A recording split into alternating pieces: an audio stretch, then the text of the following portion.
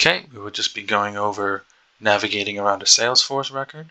So you can see I've clicked on the Accounts tab and we're looking at our recently viewed accounts. So we're clicking to Burlington Textiles Corp of America. Okay, so at the top we have what we call the highlights panel. So these are just a quick glance of fields that you'll need to look at quickly. So things like we have the account name, the type of account, phone number, website, account owner, industry, etc. These are all editable. You can go into the object manager and move around, add fields. There is a limit on how many fields you can have here, but you can add and remove fields as you want. In the upper right hand corner there are some different action buttons, and in the next video we'll go over what these do, but some of them are self-explanatory. Like if you want to edit it, you click on this and you can edit the account record from here.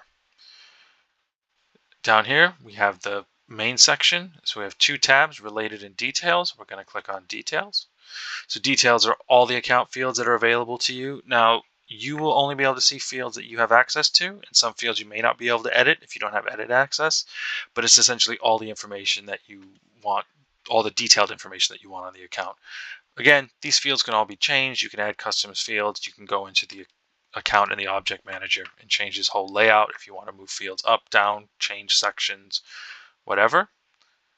If we click on related, these are everything that's related to the account. So you can see at the very top here, we have a highlight sort of widget, and it says we have found no potential duplicates of this account. So if you have duplicate rules running, it may look for a similar account based on things like name, address, stuff like that. If there are two accounts that match that criteria, it would show them here, and you could click on it, and if you have the proper permissions you can merge the accounts, or you might want to leave them for whatever reason if there's a reason to have two accounts, but it's just letting you know that it has found a potential duplicate.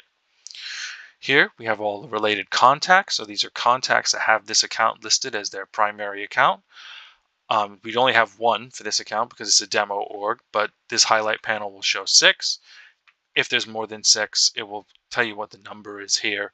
You can click on view all and see the entire list, then click in and take a look at the contact. Same thing with opportunities. Again, we have one opportunity. This would highlight 6 opportunities maximum on this screen. If there were more, you could click on view all and see every opportunity related to this account. Cases, the same deal. These are all the cases that have been raised against this account with some highlights of like who the contact is and everything. Again, you would see 6 here. You could click on view all and see more. We have notes and attachments. So this is any files that are uploaded related to this account. So there may be something that needs to be uploaded related to this account, FAQs, contracts, things like that.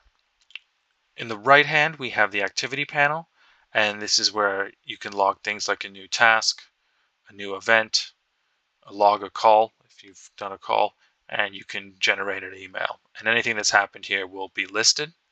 We have the chatter feed.